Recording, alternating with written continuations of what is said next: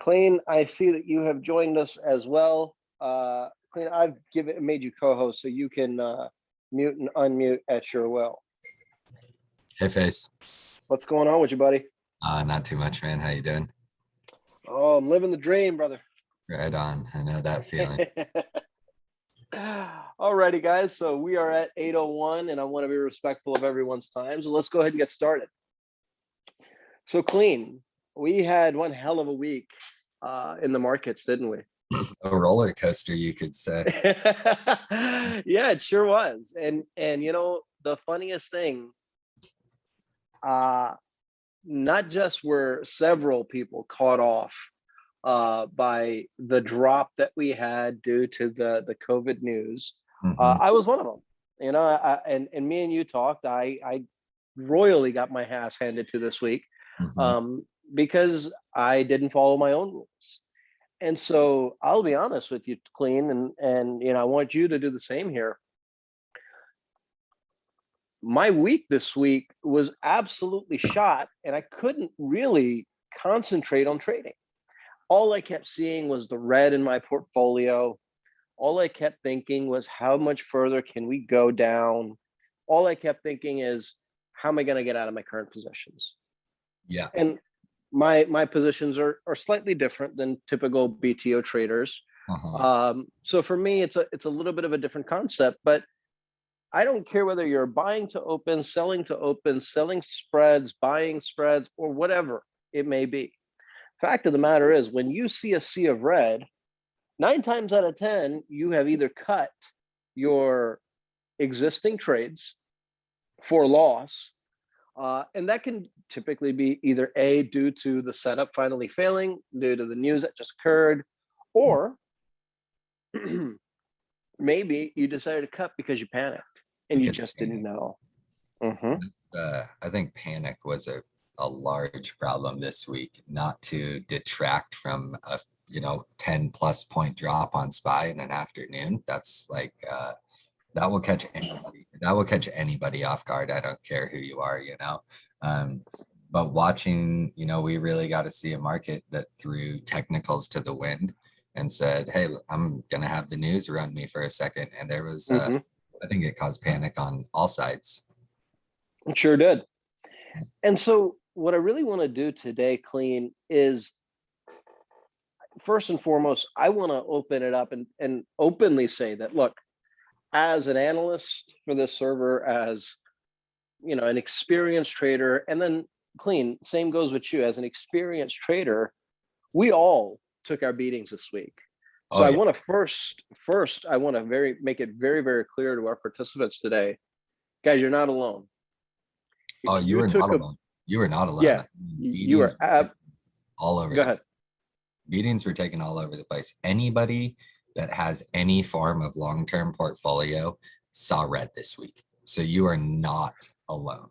And in some cases saw a lot of red this week. So you're not alone. Absolutely. And I think it's very important that we address that right off the get-go, because I don't care what kind of trader you are, you will see red and you will take beatings on news plays. And it happens. So I want to first make it very, very clear, guys, that regardless of what may have happened this week, don't stop trading. Don't think to yourself, this is too hard. I keep losing. I keep taking beatings. Whenever I try to do this, this happens. And I know many of you are thinking that. And I can openly say that in trade for this week, I saw some of the worst possible mentality this week because people just could not control their emotions. So Mhm. that's what we're going to talk about today, right? We want to talk about how when we see a sea of red, how is it we can just say, okay, stop, let me take a minute, assess the situation, evaluate what the hell has happened, and make an informed decision on how I want to push forward. Because emotions, guys, whether it be the fear of losses or the greed of gains, will beat you down every single time. And sometimes it can beat you down so bad that you take such a large loss that you want to walk away. Mm. But the very, very first thing is having the right attitude when we show up to trade, because positivity yields positive results, guys. That's absolutely. And what I really saw this week was that, I mean, people were definitely by all means making some questionable trading decisions. They let their emotions create a bias. And so, we had, I mean, we can just use yesterday to today as the perfect example. We had a dramatic sell-off. I mean, $14 sell-off from the top yesterday. People went into today with the bias of going short when SPY ran $8. And so you need to, one of my really important things for just ignoring emotions is not going into the market with a bias. You have to look at the short side where we have these huge sell-offs as an opportunity to not only make money, but even if you don't make much money, you can fund some of your long positions that might be down relatively badly, but you're helping some of those losses by playing on the short side while just accepting that longs are red this week. I mean, some longs are of course green, but longs are red this week. And that's just what we have to accept. So because of that, you just have to leave the bias at the door and play what the market gives you. It wanted to dump yesterday afternoon. It wanted to run basically all day today. You can't go into the mindset with one is going to happen. Absolutely. Now, I will say that we all have to anticipate what we want or what we expect the market to do. But just because we can have an expectation doesn't mean that our expectation can't be wrong, right? Absolutely. And I would understand going into today with the bias of being short, but it's accepting that you are incorrect and going with what the market wants you to go. And so today we saw 450 acted as a good support. I mean, well, there was a lot of support just demolished yesterday, but 450 acted as support finally at the end of the day. So when we saw it go to 450 this morning with a bounce with good volume on the buying side, that was a pretty sure sign that the buyers were going to step in, that they did not want to lose the 450 level. Did I think that they were going to rip it $5 in 15 minutes? No. But they did make it pretty apparent that they were going to push the market pretty good this morning. So, you said a lot of different things there, Clean, but the gist of what you said really leads into my next point, which is the very first thing that we do when we enter into any play or even consider entry into any play is we create a trade, we create a plan, right?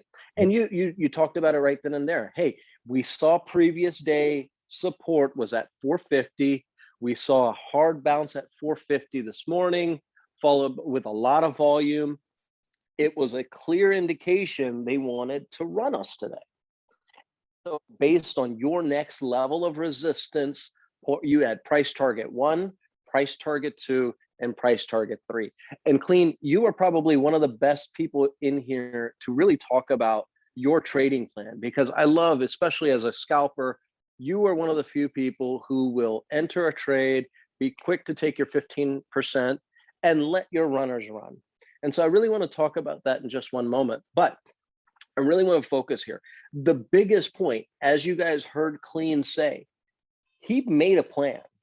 He planned out his trade and he traded his plan. He knew that if we lost 450 on a close of, let's say, a 15-minute candle, then that is a bearish signal. And so at that point, if he was in calls, I have a stop loss set at XYZ price. But if it breaks through with this volume at this price level, I'm bullish. And therefore, I expect the SPY to run to price target 1, 2, and 3. Exactly. And so he has already won half the battle. At this point in time, No matter what happens, SPY can go up, down, sideways, it wouldn't matter. But at this point, Clean has made a very clear decision on how he wants to move forward with this trade today. And that's something that I always tell people in the realm of losses, because it was arguably a week of losses, depending where you were.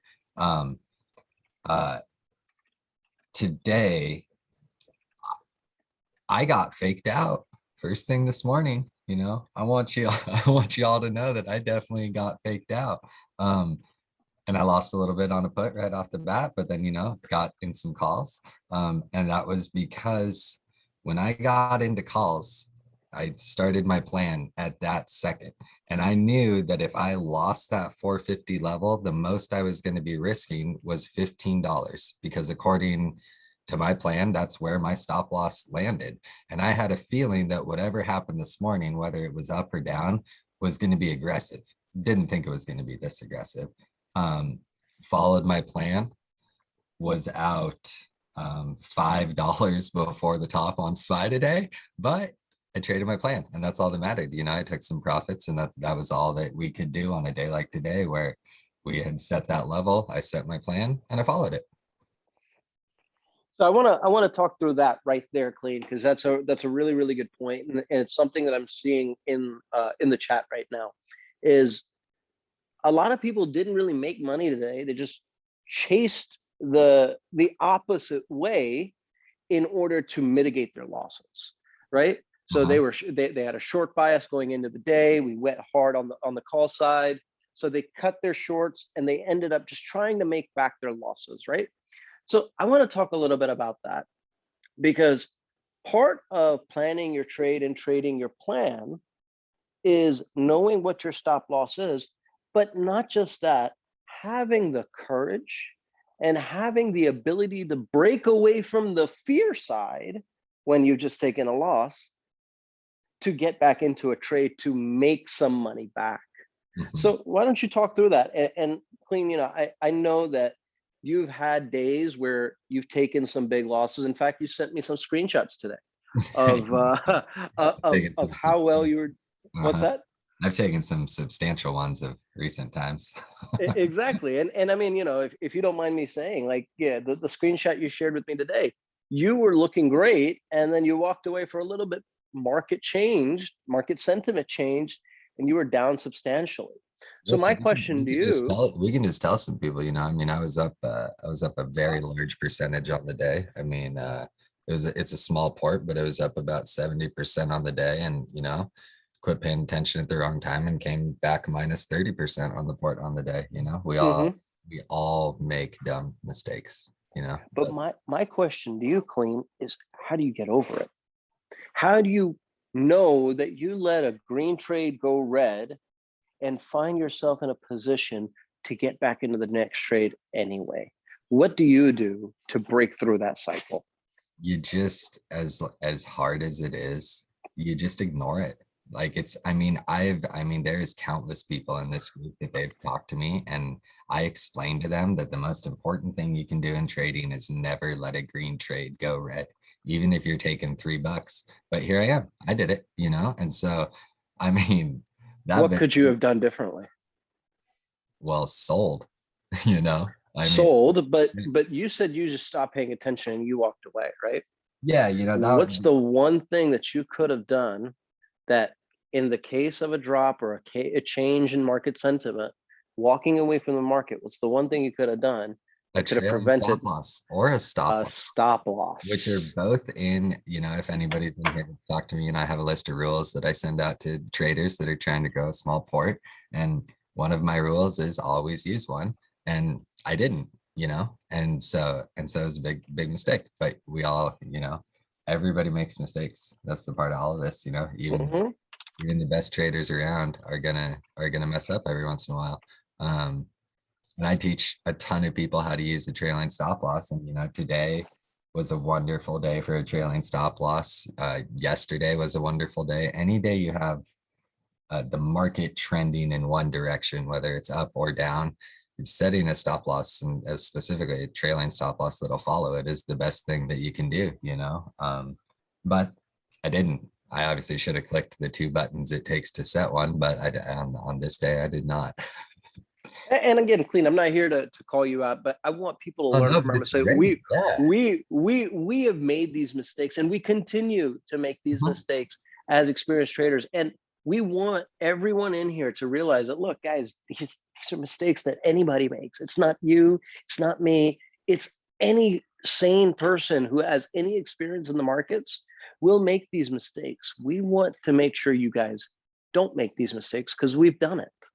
So, you Yeah, know, and then we, and learn from it, you know? I mean, like I can guarantee, like for the foreseeable future, there is zero chance I will walk away from a trade without a stop loss because I made that mistake, you know? mhm, That's just, you know, it's simple, but you got to learn from it, you know? mhm. Mistakes are fine, but when you make the same mistake at like 50 times in a row, it starts to be more of like a you problem than a mistake. Yep. Either you're not assessing the situation correctly, either you're trying to chase a play, or you're not trying to understand the big picture. Sometimes a lot of, and especially those of you guys who like to day trade the volatility, somebody like you, Clean, many times people tend to just look at one time frame. We look at the 5 minute or the 15 minute, say, hey, no, this is all I need. Or they just look at one particular stock and they forget that that stock is part of the broad markets. Exactly. Guys, we can't. We've got to. I don't want you to hyper focus on one thing and forget about everything else.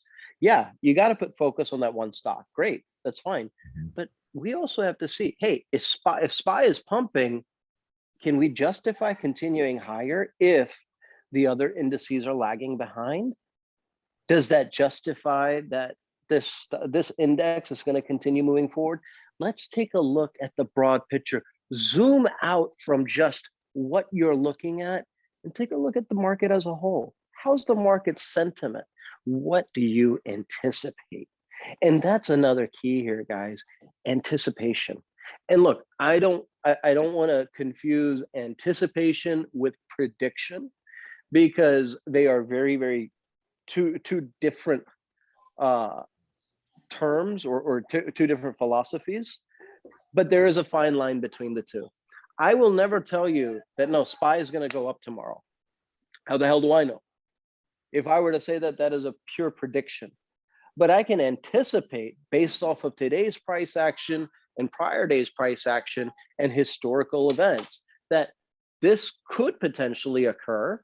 And I can have a bias one way or the other, knowing that my bias can be incorrect. So anticipating and understanding the broad market is another key here to understanding and controlling our emotions.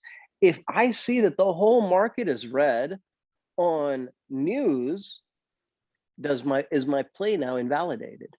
If so, then it's a reasonable cut. But if one sector is impacted due to a specific piece of news, that doesn't mean the whole market's going to go red. We have seen several times, and Clean, I know you can attest to this, because there have been several times when we have seen the big tech names go red and the market looks like it's red as hell. And yet we've got certain sectors pumping through the roof Oh yeah. and people are still making money. But I found people in here complaining that, oh man, I'm losing money because I'm trying to play the bounces, but you're looking at the same names over and over and over again. Remember. And that's, I mean, I try to tell people that, you know, pretty regularly. Like, sure, we all want to trade like Tesla and Amazon and all of those, you know, but I mean, there's 500 stocks in the S&P alone, you know, like if something isn't moving that you're watching, you can always go looking for something else. I mean, I'm also a big fan of waiting for the setup that you're watching, you know, for the good entry, but there's always something moving. There's like, you gotta get out of the comfort zone a lot of the time. And, you know, FaZe is right. Like we have certain stocks that will just, it goes both ways where, maybe the big names are red, but SPY is more often than not pumping things or the other way around. And so it's just, you really got to assess the market. We see a lot of, I'm tired of this chop comments. The whole market isn't chop. There's always something out there ready to move. And if you remove the bias of going long or going short, you can always find somewhat of a decent play. 100%. I want to lead that into the next point. You and I had we had a little bit of a playful banter just a couple of days ago, where I mentioned in there, I don't ever predict, I anticipate, right? And you said, well, yeah, but that's what we're doing here is we're providing our predictory basis, right? Yeah. Well, I can have a bias one way or another, right? But just because I have a bias one way doesn't mean that I shouldn't hedge my bias. Yeah. Hedging your portfolio, ladies and gentlemen, is the absolute number one way to save yourself from a lot of grief. Because I can be 100% certain Bitcoin is flying tomorrow. It is the perfect A1 setup. There's no way in hell Bitcoin is going to fall.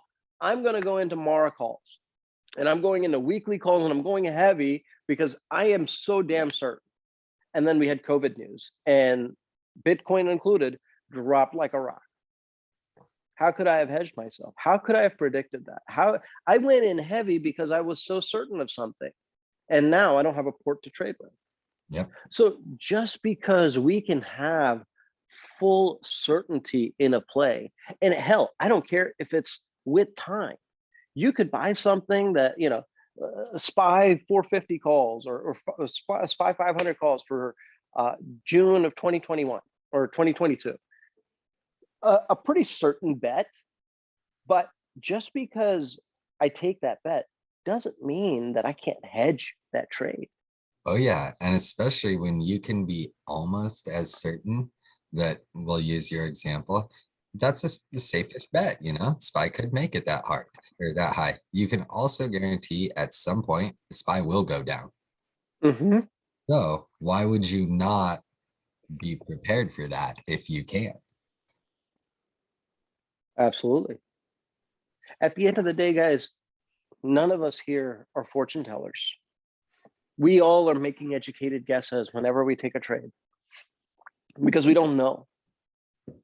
But the only way to protect against your guess comes back down to these principles. Did I have a trading plan? Did I have a stop loss to prevent any further losses? Did I really analyze the market to determine whether or not the stock is moving in the direction that I wanted to based off of the entire picture? Lastly, am I hedged? Because if I'm not hedged, then guess what? I could be in the best possible place or have the best possible setup. But if I'm not hedged and we take a dump or we pump and I'm going short, guys, all it takes is that one play to ruin the entire year's profits. And I know several people who are going through it right now. Great year, great month. And all of a sudden, greed got to them and they went heavy, didn't hedge, didn't have insurance. And now they're paying the price. Guys, at the end of the day, nobody expects to get sick. Nobody expects to have an accident. Nobody expects their house to burn down. But insurance is something we all purchase for the sake of safety. If you're willing to protect your $250,000 home with home insurance, then why are you afraid to spend $50 on your $500 portfolio for portfolio insurance? At the end of the day, your longs will pay that off if it's wrong, and if it's not, then you're going to make some money back on your longs because of your shorts. It's all a balancing act. And at the end of the day, all of this comes down to one thing: capital preservation. That's the name of the game, guys. It's not about making money. It's about preserving our capital. Because at the end of the day, Tilio says it best. It's easy to make money. In this market, it is very easy to make money. Can you keep it? How many of you guys, clean, attest to this? How many of you guys have seen Tilio enter spy calls or spy puts, and he always gets a significant number of contracts, but he trims at 15% or 10%? Why do you think he does that? Every time. Why does he do that? Because he's financing the trade. He has no risk in the game. He's not worried about it anymore. He bought 50 contracts. He trimmed his 10% on 45. Now the 5 that he has left, they're free. He's already taken his risk off the table. Guys, at the end of the day, it comes down to risk over reward. He's already reduced his risk down to 0. It's nothing but upside for him. If it goes to shit, who cares? Didn't cost him anything. And that's what so few people acknowledge, you know. It's like it's awesome to see those people with those like $5,000 days or whatever it is, you know. But the person who's taking 10, 20, $30 every day and doing it every day of the year, more than likely coming out on top to the person who just hit the 400% play, you know. It's just slow building gains. And I always tell people to, you know, pay attention to the percents that you're earning. I help a lot of small port people. And you know, $500, it's pretty common port size for people to have. And when so let's talk about that real quick, because I see a lot of questions coming in here, and I don't mean to cut you off, but a lot of people are asking, how can I trim and finance a trade when I have a small port? And I know you're able to talk through that. So why don't we talk through that a little bit? So it mostly comes down to port size and how small of a port are you talking? Because if you have a $500 port, in my opinion, you have no business buying a contract that costs more than $50. And I know that greatly limits your trades, but that is, like Faye said, to protect your capital. You don't want to put more money than that into a trade because you can lose 10% of your port. And so you have to be very careful. And what the small port people need to get into the habit of is taking the gains. If you have a $500 port, $750 port, you shouldn't really be buying enough contracts to leave a runner. You should get your $5 or $10 out of it and call it a day. What I tell people to do, if you have a $500 port, and you can make $10 a day in the market, which, I mean, I know it doesn't sound like much. That's $2,500 profit by the end of the year. And you just added 500% to your portfolio in a year. So if you can build that kind of habit and that kind of confidence in your trading, it's like Faye said, you'll realize that's what Tilio does. You know, we see those big gains and people are like, oh, he's crazy. He bought 50 contracts. And it's like, no, he took his $7 a contract, his $6 a contract, because he looks at it as a percentage. Like those little percents over and over and over again is what build ports. I mean, huge winners are awesome, but for the most part, people looking for those kind of fails. So when you have a small port, the most important thing you can do is take your $10, take your $15, and it will add up so quick. And then, you know, as your port gets bigger, respecting the exact same risk management, when you have a little more money, now maybe you buy 2 contracts and you still take your $10, but it's twice. So you make $20. Do that over and over again, and compounding gains on small percentages are insane. Absolutely. I mean, and I don't remember if I was talking to you about it or was it Tilio. When we walk down the street, what's the likelihood you're going to find $100 bill? But I guarantee you'll find a nickel, a dime, a quarter, a penny, maybe even a dollar bill. Do that for a year, and I guarantee you'll find more money on the ground by picking up that nickel, that penny, that quarter, and that dime than you would be searching for that $100 bill on the street. Oh yeah, the guy picking up nickels got a way better percentage than the guy looking for hundreds. Exactly. So stop looking for the big wins and focus on the small wins. Compounding gains. At the end of the day, that's what it is. Why is it that banks preach compound interest? It's not because, you know, it's a big secret. It's very simple. Small gains over time add up very, very, very fast. So take your small wins and be happy with those small wins, because those small wins will add up to big gains over time.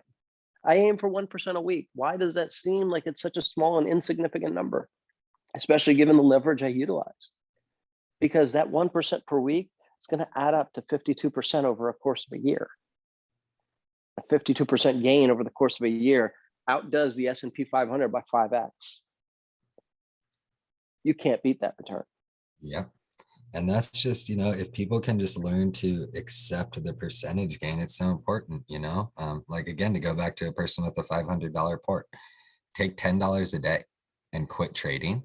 And if you can do that for, 50 days, a month and 3 quarters, you have doubled your portfolio in 50 days. And I know that doesn't, it's not a huge amount of money because you're starting with $500, but when you look at it as a percentage, find something else where in 50 days you can double your money. And a lot of people will hop on board, but if you can just get in the habit of taking those small gains, you will be astonished at how quickly your portfolio grows. Can't agree with you more, buddy. So Clean, we're at about 30 minutes, and I like to try to keep lectures at 30 minutes of us talking and about 30 minutes of Q&A. So is there anything, before we end our session, is there anything you would like to add before we start going on to questions? Just real quick, like you said, don't get down on yourself this week, last week, in the coming weeks. We have volatility ahead. Everybody takes losses. It's just part of it, but keep the emotions under control and you will make it through it. Guys, at the end of the day, I can't stress this enough. If you follow the 5 pieces of information that we laid out on the screen here, coming into the market with a positive attitude is the number one thing. At the end of the day, guys, I can't stress this enough.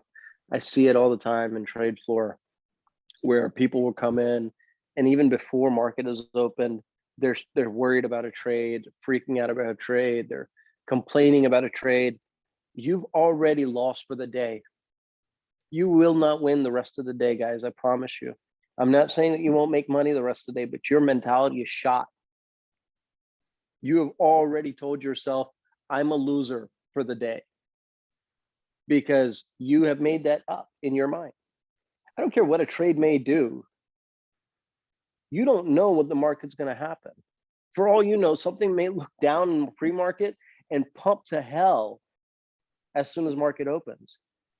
And now all of a sudden you're on the moon, but just 30 minutes ago you were cursing yourself, saying, man, I can't believe I took this.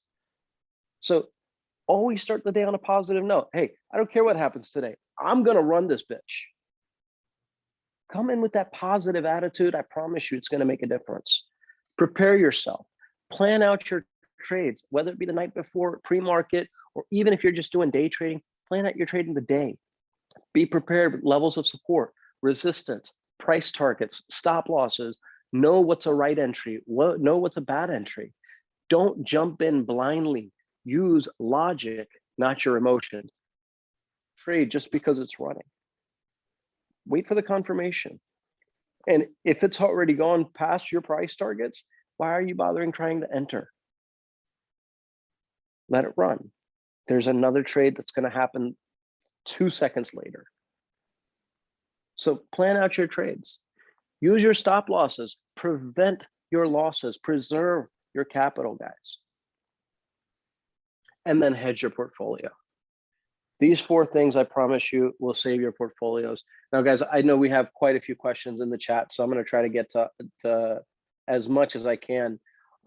Cher says, I always hear not to let a green trade go red, so set a stop loss entry or slightly below. However, I've seen many trades go from -30 or 50 to back to get profits. How do I deal with this dilemma? How about I let you take that one, Clean? Well, there's 2 ways to do about it. First, if you have a stop loss set, you respect it. Doesn't matter. But then, so I'll just use your trade as the example. So you get into a trade, say you have a stop loss at 20% and it keeps going down. Well, you stop out at 20%, but then if you still have conviction in the trade, you can look at the chart, look for the next likely bounce area. So maybe it's at minus 50%. Well, now you can get that contract at half of what you paid in the first place. And if the trade still has conviction, then you're able to re-enter on a support bounce or a resistance bounce, whether you're on short, long, whatever you're doing. But if you have a stop loss, respect it. And I can't tell you the amount of times I've stopped out on something and 5 minutes later it's up 100%, you know, but I've also stopped out of things and 5 minutes later it's minus 80%. And so that, you know, I'm as proud of a good stop out as I am of a good trade. You know, it's you have to respect the stop loss is the best thing you can do. And then, like I said, you can reassess if you still have conviction in the trade. But generally, if your stop loss hit, your plan, your trade plan failed. So it's on to the next trade. Somebody else asked, what if your stop loss gets hit and you have time on the contract? Now, I can't remember the question exactly, but you know, many of you guys are asking about swing trades and stop losses and swing trades. When you buy time and you see a potential setup, you purchase time for a reason. So it gives you the opportunity to have a lower stop loss. But I will say at the end of the day, it really comes back down to your trading plan. If your trading plan is still intact, I don't care if it's down 20% or 50%, you have to make the determination on whether or not that trade is still intact, whether you still have conviction in that trade. Just because you have 2 weeks on it, just because it's down 20%, doesn't necessarily mean a cut. But just like Clean said, whether you're doing a swing trade or whether you're doing a day trade, if you still believe that that trade is a good trade, you can choose to stop out and enter at a lower level, or you can choose to hold on to that trade for a little bit longer and know that you'll have to plan for an average down. There's nothing wrong with either one of those options. But again, it really breaks down to the trading plan. What do you anticipate to occur? And if you're waiting on and if you're taking an analyst alert, guys, feel free to ask that analyst. An analyst who takes any trade, if you ask him, hey, what's our plan on this? What's our profit target on this? What do you think if we break?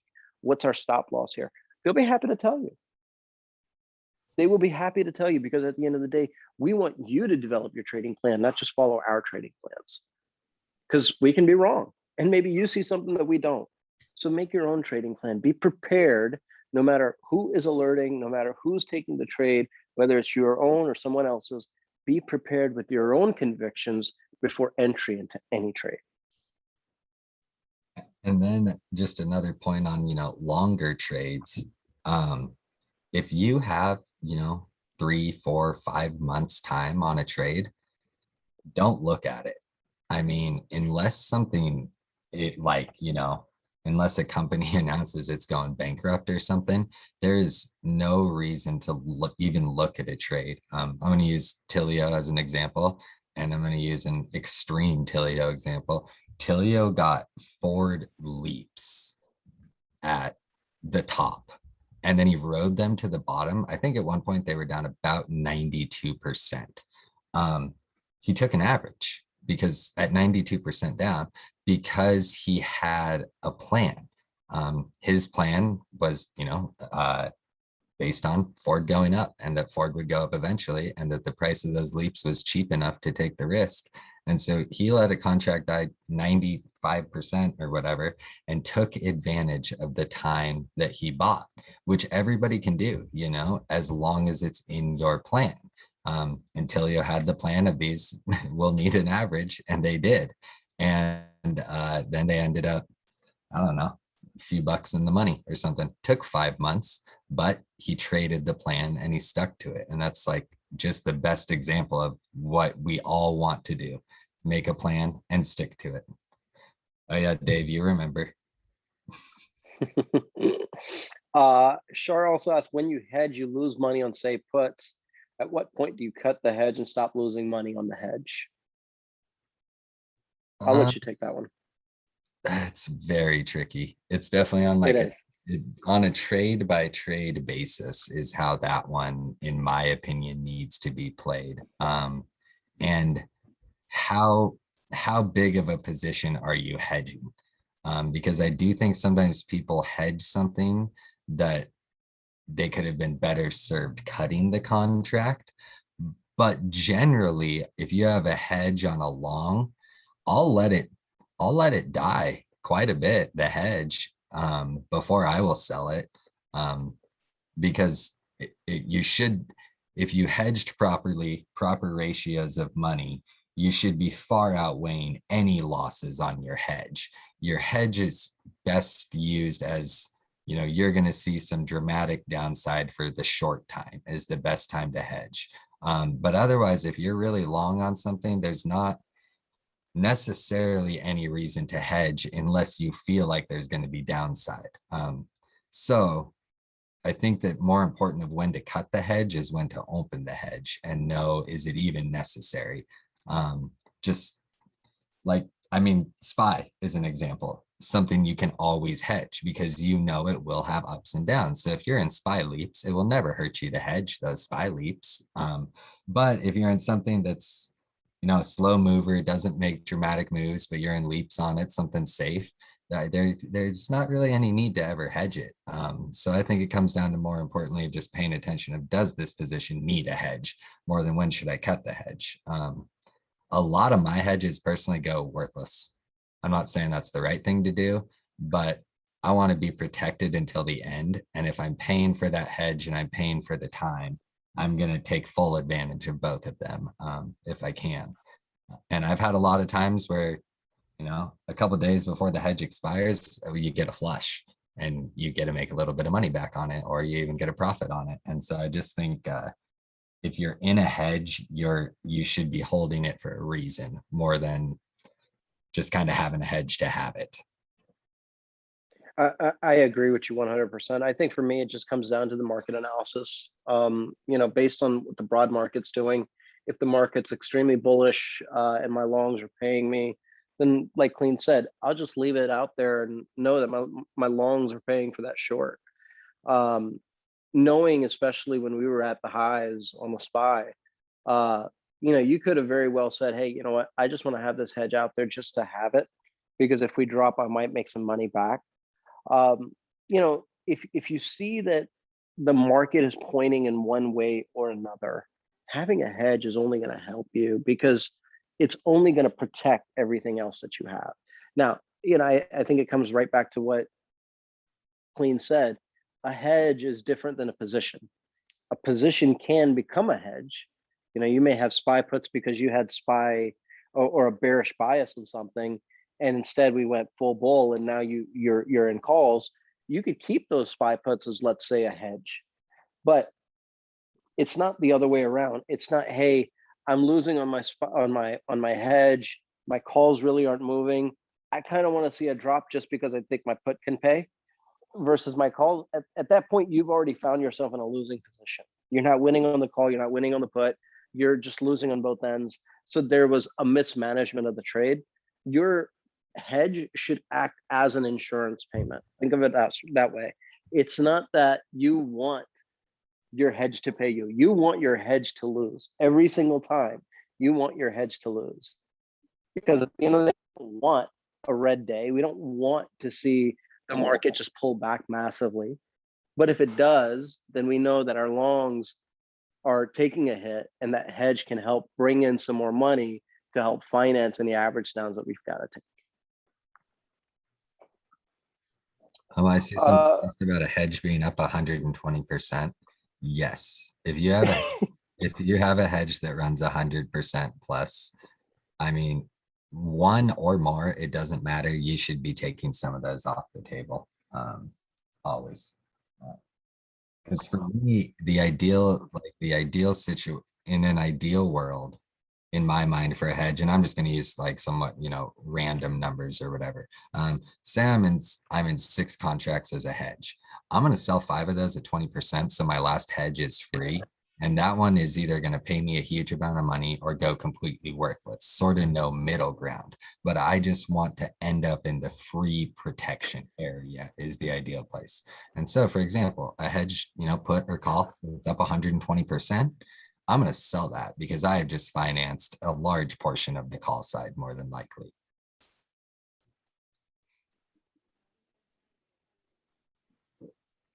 I'm laughing at iDroid's comment. iDroid S7 said, I don't know why, but this dude talks like a salesman. I am a salesman, guys. I spent most of my career in retail. I couldn't help but laugh at that. But there's a good hedge and not a good hedge. What's a good hedge? Moogie asks.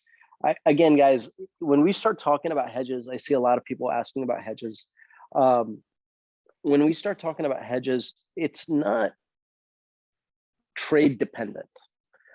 It's more portfolio dependent. Okay, if you know that you are heavy in tech calls, then it's going to be beneficial to pick up QQQ puts in case tech pulls back.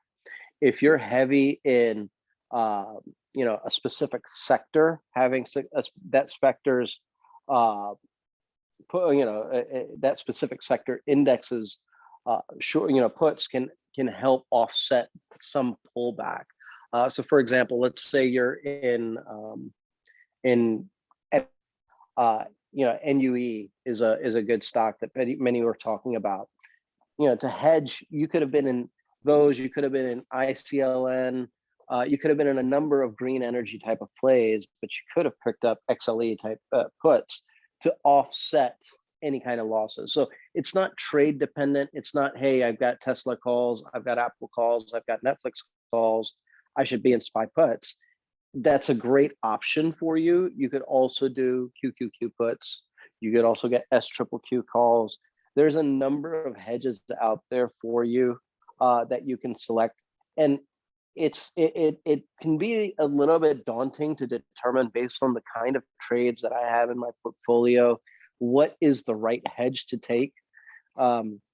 Clean, I know you primarily trade just the indices and you'll do a couple of stocks here and there, but those stocks would typically be in the SPY. So I'm assuming for you, your hedge is almost always going to be SPY puts. Is that correct? 99% of the time, yes. Mhm. But if I have a call on, say I got a 3-week out call on Tesla, I would, okay, let's be real here. I'd probably never personally do that.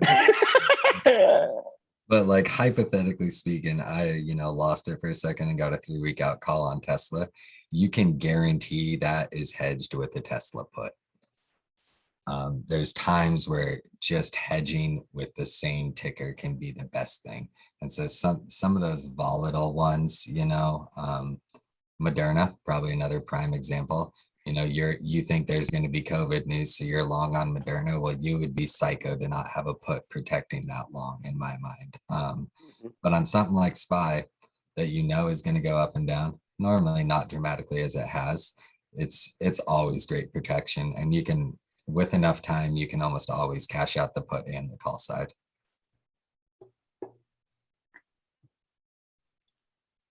Completely agree, dude.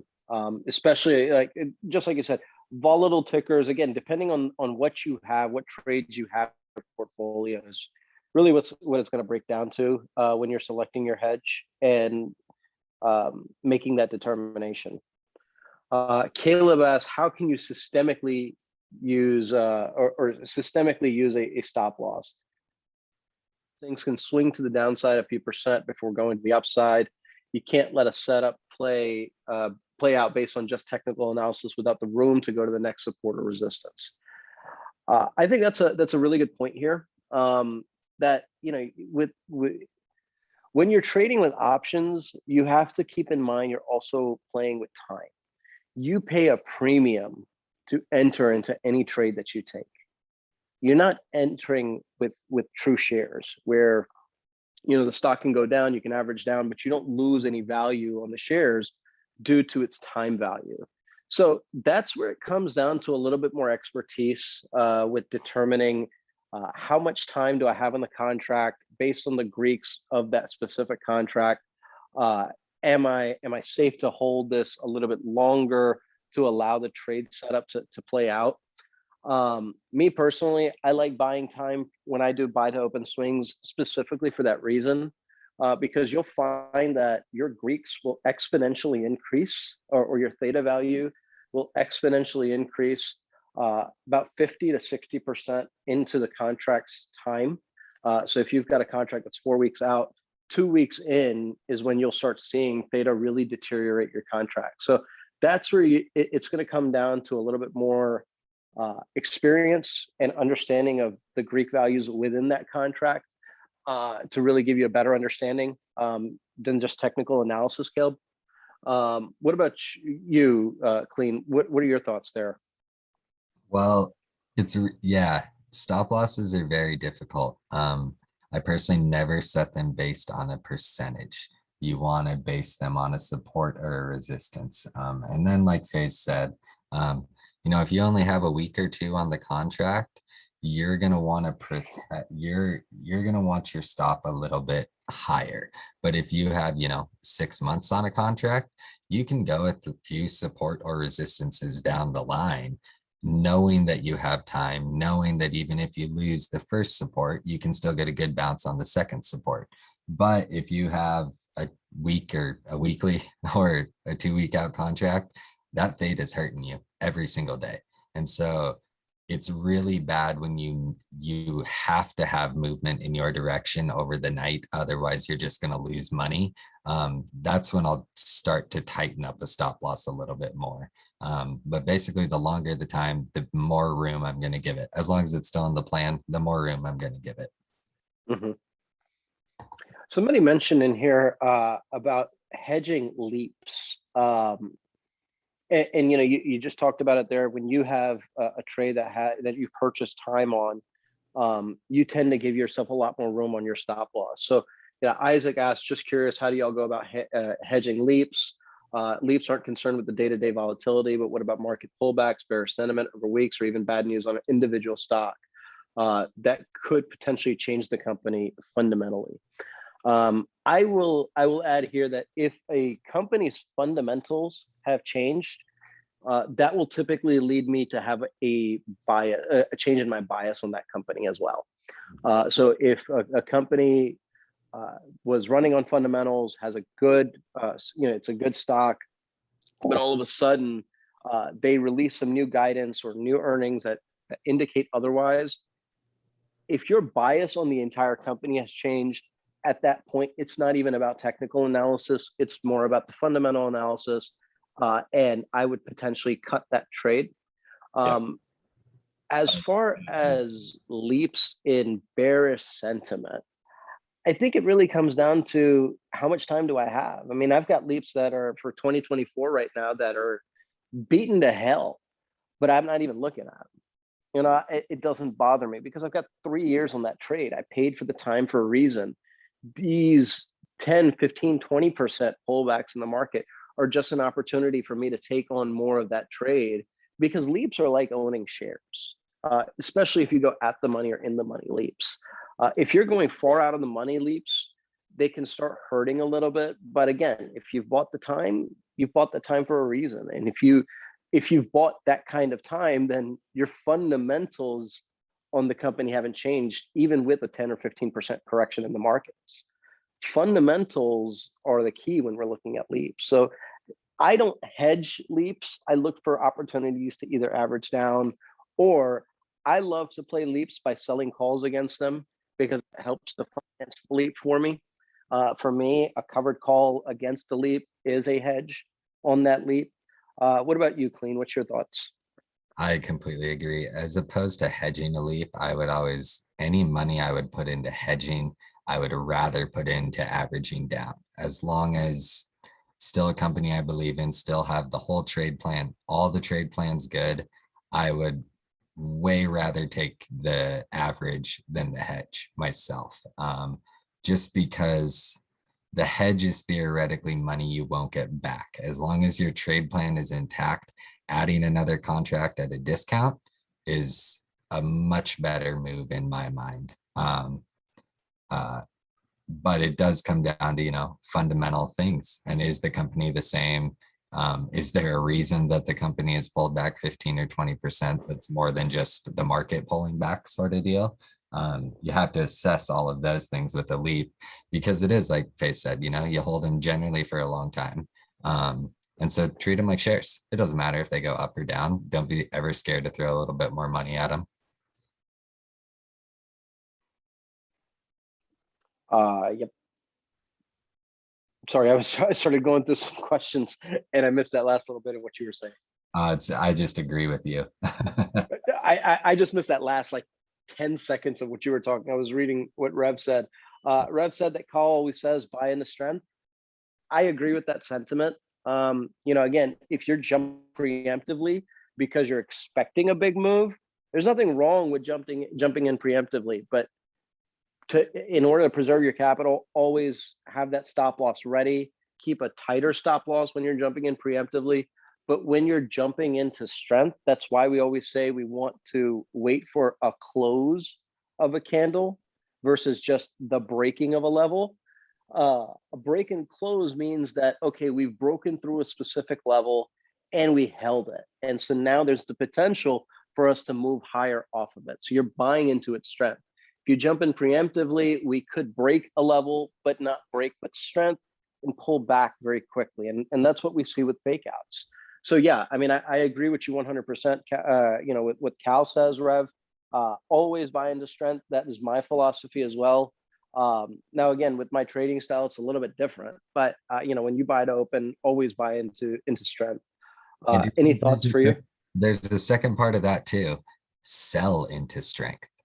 Oh, yeah. Especially in a market right now, the rejections have been aggressive for the most part.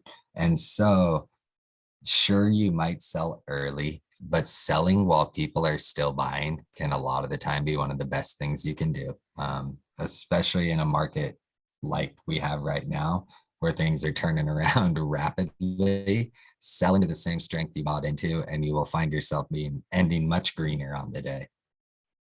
Mm-hmm. Absolutely. And Candy brings up a really good point, guys. Those of you guys who are asking about hedges today, yeah, I think the lecture last night was specifically on hedging. So that's going to be a great lecture to go back and watch to understand how to hedge your portfolios and prepare yourself for any downside. But at the end of the day, guys, you hear it. You've heard it from every trader here. Everybody who's come in and actually spoken to one of these in one of these lectures, it comes down to these four principles: planning our trade, having stop losses, hedging our portfolios, and staying positive. That's what it's going to come down to.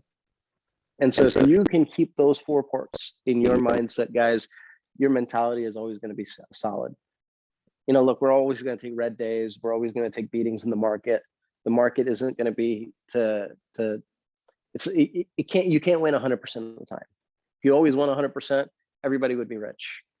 Then it would be too easy. We want to make sure that our wins outweigh our losses. The only way to do that is by controlling our emotions, using logic when entering a trade.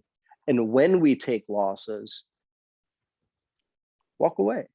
Don't FOMO into another trade. Don't, you know, so be so upset about taking a loss that you can't look for the next trade. And if you find your mentality to be that distracted where you can't really focus on the trade at all, walk away for the day, guys. It doesn't hurt. It's not going to hurt you to walk away. The market's going to be there tomorrow. You don't have to be in a trade. Yep. You do not have to be. Cash is a position, guys. Believe it. And a good one this Cash week. is Cash was a great position to be in this week. You got your ass burned on the call side or the put side if you were swinging. Yeah. Unless you were right, it was all directional. There was no way you could have guessed it. You could have hoped and made your directional bias, but that was it. There was a lot of trading on hope this week, and that's not very safe. Yeah, guys, hopium is a drug that you guys don't want to be smoking. No, it's a hard one to get off too when you're down 80%. You know. Or you know, where am I selling premium folks at? We're down what, a little over 1,800, 2,000% right now, guys. Oh my God, dude. You guys are psycho, dude. Oh my. All these people make fun of me for playing same day Teslas on Friday, and you're over here down 1800%. It's life, bro. You take the good with the bad. You got to. That's good, Yeah, that's good. see, Tay, I know is laughing with me right now because she's probably down even more than I mean, me. I tried this sell to open thing, and the first time I ever saw a contract down 400%, I was like, is this even real life? Like, am I doing it Yeah. right? Because it doesn't feel like it. No, that's how you know you're doing it right. I look, man, I don't know about you guys. I know you guys look for the 1,000% bangers. I'm very fortunate that I see 100% or at least 80% bangers every week. But what it is, you guys are ecstatic for your 1,000% and four digit numbers. We're used to seeing 1,500, 2,000% down. I mean, it is what it is, man. That is so funny. You're right, man. 1,000% or nothing. It is the rule. I guess it goes both ways. Wow. Man. You sell to open, folks. You guys are crazy. You guys are crazy. Yeah, I think so. I think we're just built different.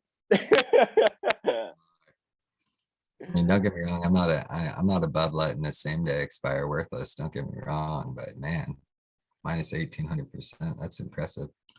Hey, but you know what? You know how we keep our mentality positive. We roll that negative 18%, 1,800% to the next week, and keep smoking that hopium, bro. Just like Yeah, you guys are deep. You guys are beef. I like it, man. You drank the Kool-Aid and just kept on chugging. I see it, man. I'm telling you, bro. It's you know what? It's what you know what it is. When you have that kind of mentality, you see nothing but opportunity. You say, screw it, I'm doubling down. Yeah, I'll mortgage the house. It's no big deal. yeah. Sell the dip, dude. Sell the dip. Yeah, well, and that's what I try to tell people, all joking aside of like, why do we care if the market went down yesterday or goes up tomorrow? Because in the long run, none of it matters. Like Agreed. in 6 months, none of us are going to remember this week. And so it's, people can get so stuck on one day. And we all just need to be like FaZe and let some shit go minus 1,800% and laugh our way through it. We could learn a lot from that calmness. I mean, guys, at the end of the day, the fact is that when just like you said, I trade an index for a reason. This volatility, yeah, it sucks. Am I going to be rolling for weeks on end, or hell, even take assignment on at a price that's stupid high? Yeah, quite possibly. But it's an index. An index is always going to come back to the top side. I'm not too concerned.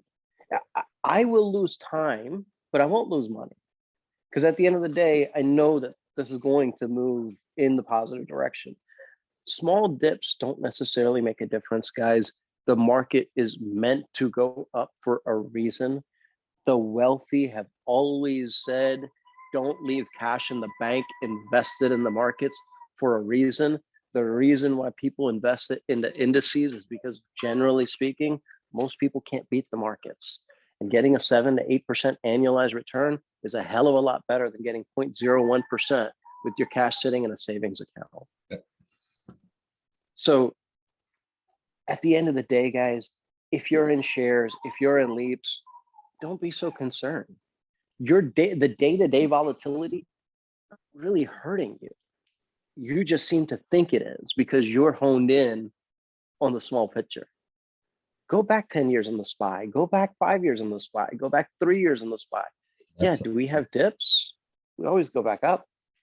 That's what I always tell people. If you want to see the most bullish chart on the market, pull up the 20-year weekly SPY chart and tell me that we aren't going to be okay.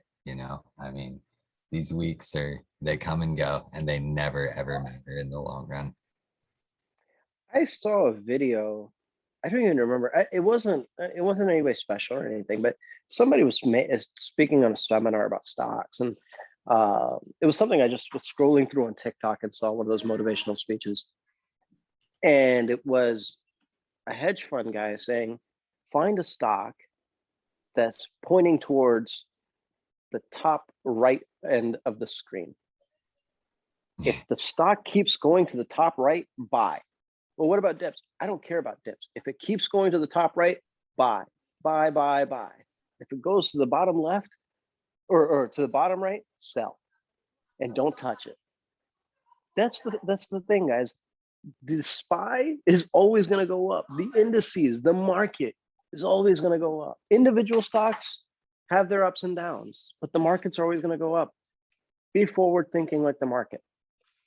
Why do these big hedge funds guys can see negative news and still push us to new highs, and yet see even the slightest bit of news that could potentially be negative and pull us the hell down?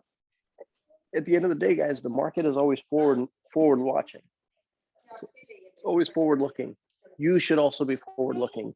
Control your emotions, keep your emotions in check by telling yourself that this is short-term volatility.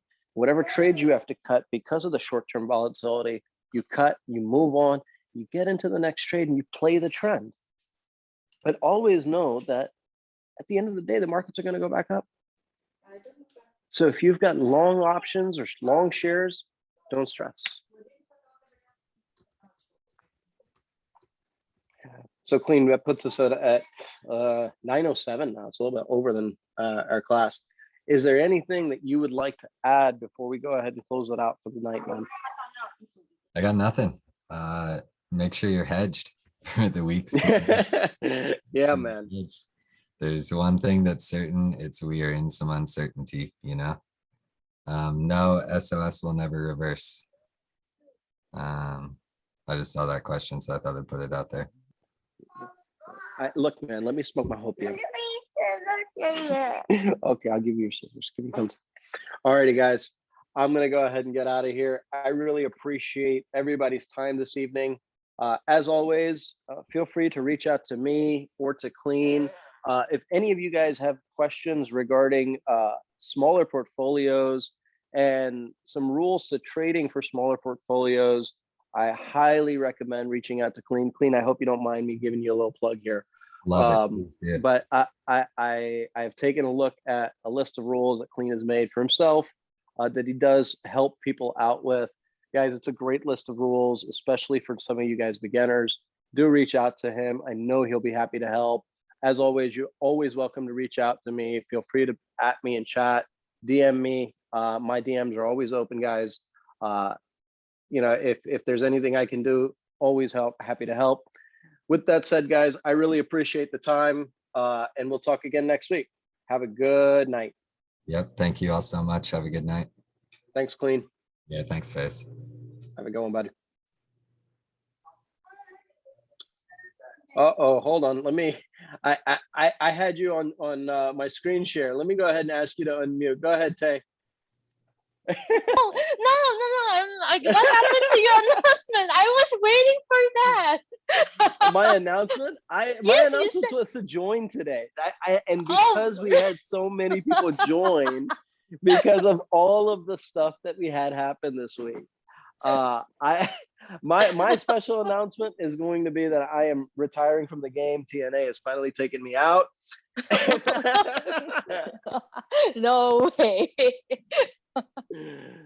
No, I have no special announcement. I was just messing around. I do want to, you know, I think moving forward, once I'm actually going on vacation with my family next week, starting Friday. So I won't be able to learn as much or be as active. But I think starting the new year, I think I'm going to start doing a lot more spreads for the server, just because I feel like now we may be stuck in these TNA short puts for a little while. So I want to be able to make some money while we're waiting them out. Sounds good. You got me. I was looking forward to the announcement, but No, oh well. I have no special announcement. My special announcement is Clean is taking over for me. He's going to be the new Celta Open analyst. Is that cool with you, Okay. Clean? Bye. All righty, guys. Okay, I'm coming. All right, guys, I got to get out of here. Thanks again.